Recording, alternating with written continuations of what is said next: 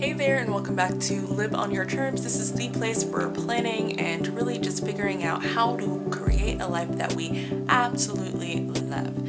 I'm Christina, and in today's video I'm going to be setting up my Q1 2022 quarterly bullet journal planner. Now this is a planner that I've created myself and it's available as a printable planner in my Etsy shop, which is linked down below if you want to check that out.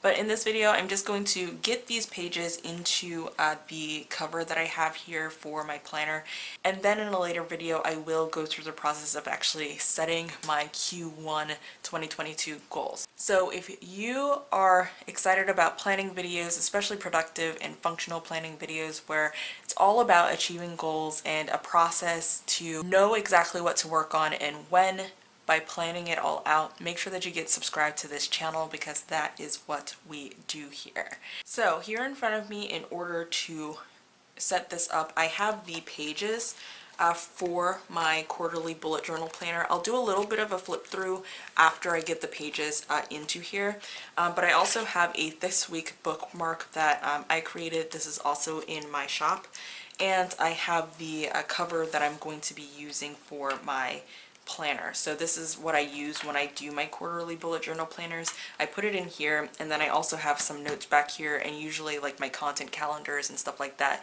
all exist here in this planner. So I also have a Happy Planner hole punch to do the disc bound hole punching. So what I'm going to do is just put on some music and speed up this video while I go through the process of hole punching this so you can see that, and then I will do a little flip through at the end.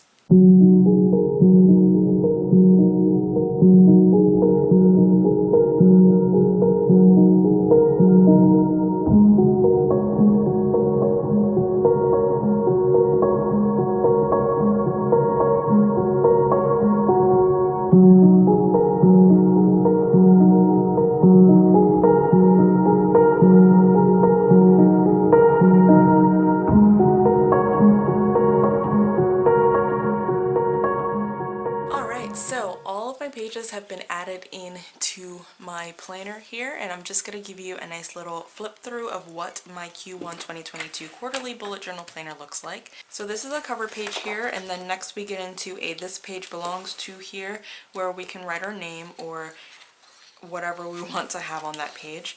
So then we get into the first quarter at a glance, and I use this to really plan out any important dates and what planned tasks are for the month, because again, the purpose of this planner is really to be able to focus in on specific goals that we want to accomplish and what we need to do in order to drive those goals forward. So when I go through and set up my goals for 2022, I'll talk a lot more about that and you'll be able to see what I mean by that. But this first quarter at a glance is really important to kind of pre-plan some of that information. Then I have my first quarter goals. I like setting top 3 goals for the quarter and for the month, and then being able to drill those down into really important tasks. I also have on here a place to put any habits that need to be worked on or that I want to work on to support the progress that we are working to make. There's anything that needs to be kept a track of during the quarter, and then any additional notes. Over here there's a spot to do a brain dump, and then also look ahead to the next quarter and list out some ideas for what those goals might look like. We don't want to set our Q2 goals just yet, simply because we might need to make some changes according to how Q1 actually goes, but it's definitely a good idea to have those on our radar and have some ideas of what we want to happen in the next quarter. Then I'll show you what a month looks like in my Q1 2022 bullet journal planner. So this is the cover page, and each month within has a cover page. So there's one for January, February, and March. When we open up the month, we have a motivational quote here. So this one says, "Take every chance, drop every fear," because I think that's really important, especially when we're working towards our goals. We really have to just go for it, and so that's why I put that quote there. Each month has a different quote. January at a glance, this is assigning the top 3 goals for the month. Here, putting any notes associated to those goals, understanding what the major tasks are that we need to complete to drive those goals forward, and any important dates coming up within the month that we want to keep track of. So I refer to this as a bullet journal planner because even though this is a functional calendar here, we've got boxes that are connected and plenty of space to be able to get everything fit in for the month. Even though we have it like this, there's space in here that doesn't have to be taken up by the calendar, and each month it looks different. The layout is different based on how the month goes. So here in January it doesn't start until Saturday, so there's no reason for us to have the boxes here, and we can use that space for some decoration if we want to add just a little bit of decoration to our productive planning, or for some additional like keys or information, notes, whatever it is we want to track. So with my quarterly bullet journal planners, I really want to maximize the space so that we can pack as much information and detail into it to really support our growth and the progress towards our goals that we want to achieve. So this is what the calendar looks like, and every single calendar does have a spot for notes here on the left and a key. Now I just noticed up here that this has 2021, so I'm gonna have to reprint this page and update that in the planner that's available on my website. So I will get that updated in case anybody noticed that and was gonna call that out. I just realized that. But this is the calendar for January 2022. So then we have a weekly review and at a glance. So this is to kind of pre-plan the week. Again, breaking out our top 3 goals for the week. I'm a really big proponent of top 3 goals. I'm not really a fan of it when it comes to our day-to-day, but when it comes to bigger stretches of time, like the quarter, the year, the month, and the week, I'm a really big fan of those. Daily planning, I'm a big fan of really figuring out for daily planning, I'm really a big fan of figuring out the most important task, which you'll see in a minute, and then having a to-do list based on the different categories in our lives. So this is what the week at a glance, again, plan out those top 3 goals. Any notes, what are the major tasks we need to complete this week to drive these top 3 goals forwards, any appointments or events, important dates going on this week, and then a habit tracker so that we can track any of the habits that we're working on during this week. Now I will mention that this planner that I have here is a Sunday start. It is also available in a Monday start because I know that some folks like to look at their months on their weeks from a Monday perspective, but here the habit tracker shows Sunday through Saturday. On mine it would be Monday through Sunday if you got the Monday start. So then we have a weekly review. So after the week has gone by, and these 2 pages go for this week here, but after the week has gone by, we want to come in and do a weekly review. So we want to review how our top 3 goals went.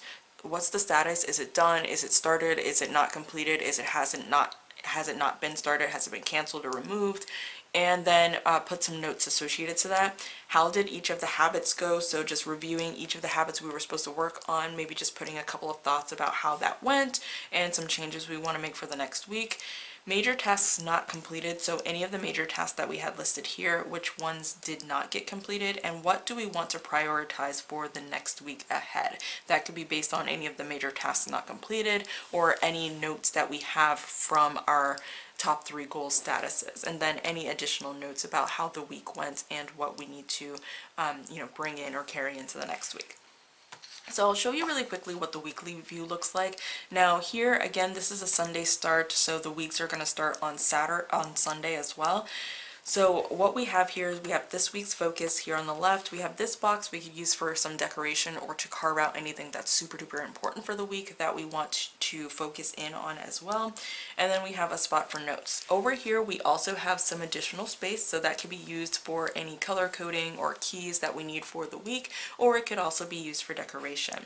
So what you'll see here is this is the first week of January. Now January starts on a Saturday, so we have all of these dates listed here that are actually the last few days of December. So these are grayed out since it's December, and then you'll see that the date for January shows up in black since that is actually a part of the month. Now with the quarterly bullet journal planner, I put the ending week of the previous month in this month as well.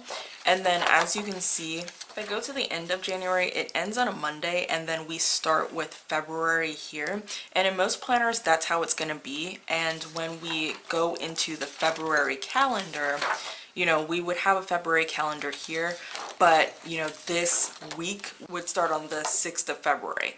But I don't really like that, and I know that other folks don't like that either. So instead, I copy this week into February as well, and it carries into the next month as well.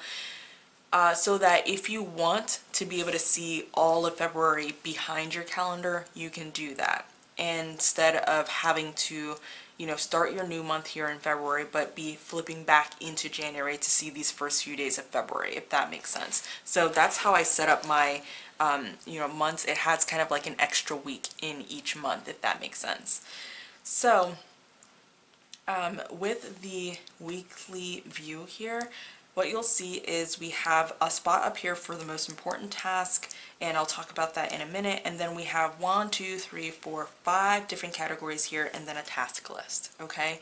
So I'm really a big believer that for whatever we want to accomplish, it's important for us to figure out what our life categories are. These are the buckets that we need to make sure that we're on top of and that regularly have tasks for us to complete.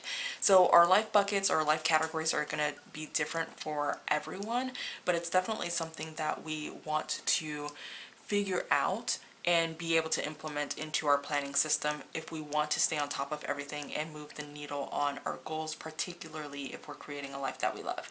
So that's what these boxes are for. We can fill in what those categories are by just writing it in here on the side and then writing it over here too, so that it's nice and easy to see, you know, what categories we're working on, right? Instead of it only being listed over here and having to kind of track all the way across.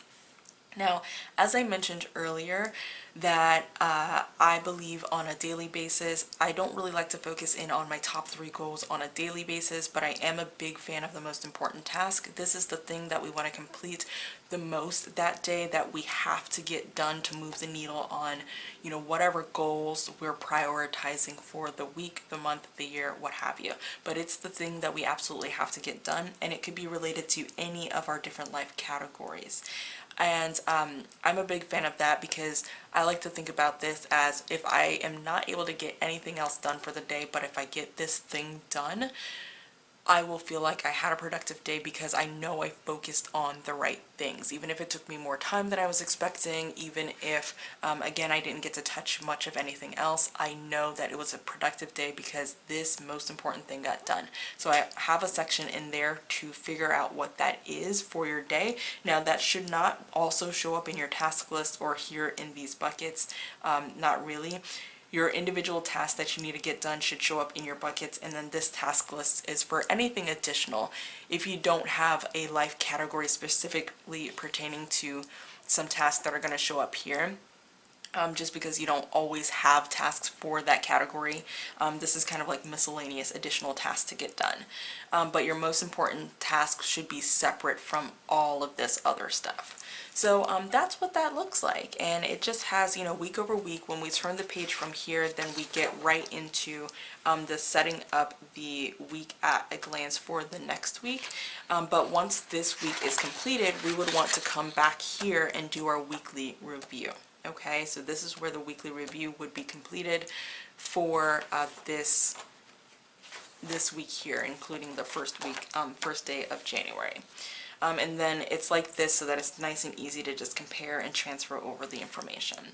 But that is my Q1 2022 planner, all set up and ready to go, except for the 2021s on the calendars that I need to update. But I hope that you enjoyed seeing what this looked like. Now, last thing is, I'm just going to stick my bookmark in here. I know that we're not technically started with January, but I just use this so that it's nice and easy for me to flip to the week that we are in. So I will just put this on the first week here so that it's ready to go. But that's that. If you enjoyed checking this out and seeing what my Q1 2022 planner looks like and just hearing a little bit about how I go about planning it, again, I will talk a lot more about my process when I do my goal setting. but I hope that you enjoyed this video. If you did, make sure you put a like on it so that some other folks can also check it out, and don't forget to subscribe if you're not currently subscribed. I'd absolutely love to have you here because this is all about productive planning, functional planning, and just really moving the needle on our goals so that we can create a life that we absolutely love and live on our own terms. Again, this printable bullet journal planner is available down below in my Etsy shop if you want to grab a copy for Q1 2022. Thank you so much for watching, and I cannot wait to see you in the next video. Bye!